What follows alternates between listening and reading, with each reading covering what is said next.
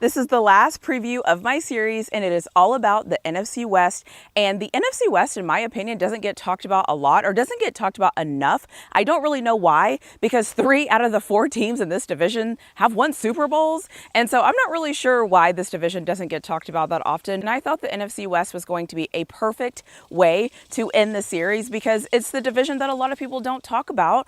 And it's a division that, in my opinion, has a lot of interesting things happening and a lot of things popping up. For those of you that don't know, the NFC West consists of the Los Angeles Rams, the San Francisco 49ers, the Arizona Cardinals, and we absolutely cannot forget the Seattle Seahawks. This year, each team has different things going on. I think the Rams last year were by far the best team in this division, and it showed. I think the Rams are the most consistent team in this division. And then you have the Cardinals, and I don't know what happens with the Cardinals after Game 10 in the season. They just always seem to do something that doesn't make sense.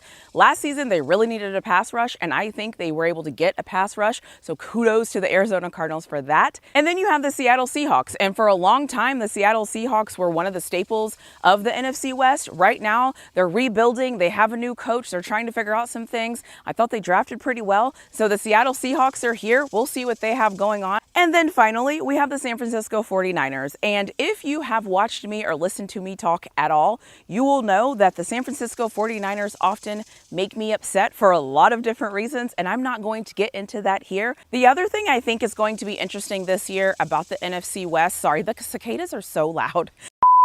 The other thing I think that's going to be very interesting this year about the NFC West is how much they're traveling out east. And I don't think whenever we're looking at schedules and competition and who our teams play and the week after they play this and the week after they did that, the NFC West travels to the East Coast a lot. And for some people that might not seem like a big deal. However, they're traveling into time zones that are 4 hours different than their own time zone. So think about that for a second. Not only are they traveling there to play the game, 4 hours different time zones, then they have to go back home, 4-hour different time zones, and then they have to get ready to play another game. I know a lot of times we want to act like traveling is not that big of a deal and they'll be fine because they travel in style and this, that, and the third.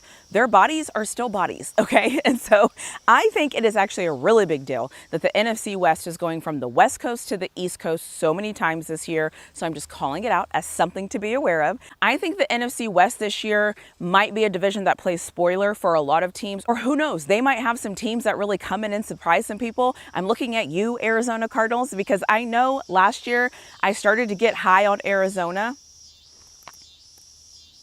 2,000 years later.